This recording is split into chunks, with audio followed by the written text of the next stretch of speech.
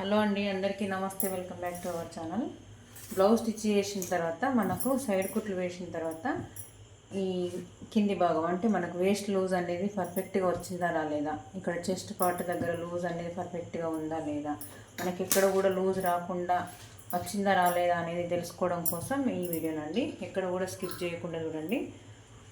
నేను క్లియర్గానే చెప్దామని, మీకు కొత్తగా నేర్చుకునే వారికి అయితే, చదువు రాని వారికి కూడా ఈజీగా అర్థమయ్యేటట్టు అయితే మీకు వీడియోని అయితే షేర్ చేద్దామని చెప్పేసి వీడియోని అయితే స్టార్ట్ చేస్తున్నానండి. అయితే బ్యాక్ నెక్ పర్ఫెక్ట్గా వచ్చిందా రాలేదా అని తెలుసుకోవడం కోసం ఇలా ఈ సైడ్ కుట్ల దగ్గర ఈ చివరి కుట్ల దగ్గర నుంచి ఇలా ఫోల్డ్ చేసి మనం ఏదైతే బ్లౌజ్ స్టిచ్ చేసినామో అక్కడ ఈ ఆది బ్లౌజ్కి ఉన్న మెజర్మెంట్ బ్లౌజ్కి పర్ఫెక్ట్గా ఉందా లేదా ఇది చెక్ చేసుకోండి. నెక్స్ట్ ఈ వేస్ట్ లూజు నడుం పార్ట్ దగ్గర మనకు పర్ఫెక్ట్గా ఆది బ్లౌజ్కి ఈ బ్లౌజ్కి పర్ఫెక్ట్గా వచ్చిందా లేదా చెక్ చేసుకోండి.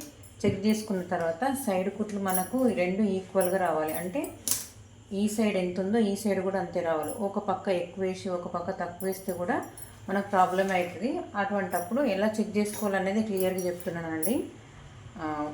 సైడ్ కుట్లు ఎలా స్టిచ్ చేయాలి, స్టిచ్ చేసిన తర్వాత ఆది బ్లౌజ్కి స్టిచ్ చేసిన బ్లౌజ్కి ఎలా అనేది మీకు క్లియర్గా కూడా చూపిస్తా. కొలతలు ఎలా తీసుకోవాలనేది క్లియర్గానైతే చూడండి. కుట్టిన తర్వాత ఇక్కడ కాజా పట్టి అనేది దీన్ని వదిలిపెట్టాలి. ఎందుకంటే మనకి ఉక్సు పట్టి పైన కాజా పట్టి ఇట్లా వస్తుంది, అంటే దీన్ని కప్పేస్తుంది. ఉక్సు పట్టి అనేది కాజా పట్టిని కప్పేస్తుంది, దీనికి ఈక్వల్గానే ఉంటుంది. కాబట్టి ఈ కాజా పట్టిని వదిలేసి ఉక్సు పట్టి దగ్గర నుంచి ఇలా ఈక్వల్గా రెండు సైడ్ స్టిచ్చెస్ వచ్చినాయా రాలేదా అనేది చూసుకోండి. ఇలా ఇది మా షాప్లో స్టిచ్ చేసిందేనండి. ఇది ఆది బ్లౌజు. నేను ఇంకా బ్లౌజ్ స్టిచ్ చేయలేదు. నాకు నాలుగు ప్రెజెంట్ అయితే ఇప్పుడు 4 తీసుకొచ్చుకున్న. షాప్లో ఇంకో 5 ఉన్నాయి.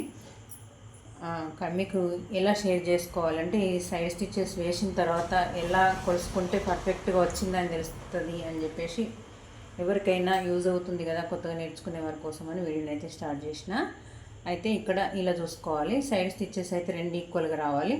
ఇప్పుడు ఎగ్జాంపుల్ చెప్తున్నా. ఇలా కాజా పట్టు అనేది ఇట్లా కరెక్ట్గా పట్టుకున్నాక తర్వాత కూడా ఇట్లా కుట్టు అనేది కొంచెం ఎక్కువ కొంచెం తక్కువ వచ్చింది అని అంటే మనము ఆది బ్లౌజ్తో పాటు కరెక్ట్గా చూస్తే ఎక్కువ తక్కువ వచ్చిందంటే అట్లా, లేదు అంటే ఈక్వల్గానే వచ్చింది, ఈ తేడా ఇక్కడ మాత్రం తేడా వచ్చిందంటే మాత్రం ఇలా అడ్జస్ట్మెంట్ అనేది కూడా ఖచ్చితంగా చేసుకోవాల్సి వస్తుంది. అంటే ఇప్పుడు ఈక్వల్గానే ఉంది మెజర్మెంట్ బ్లౌజ్కి. ఇటు సైడ్ ఇప్పుడు ఇట్లా వన్ సైడ్ ఏమో ఇట్లా ఎక్కువ వచ్చింది, ఇటు సైడ్ ఏమో తక్కువ వచ్చింది. ఇలా చూస్తేనేమో కాజా పట్టి బయటకి ఉంది, ఉక్సు పట్టి లోపలికి ఉంది అనేది చూసుకున్న తర్వాత కూడా ఇలా మనకు కొంచెం ఎక్స్ట్రా వచ్చింది అనుకోండి, అటువంటిప్పుడు ఏం చేయాలంటే దీన్ని ఎక్స్ట్రా కుట్టు పట్టాలి.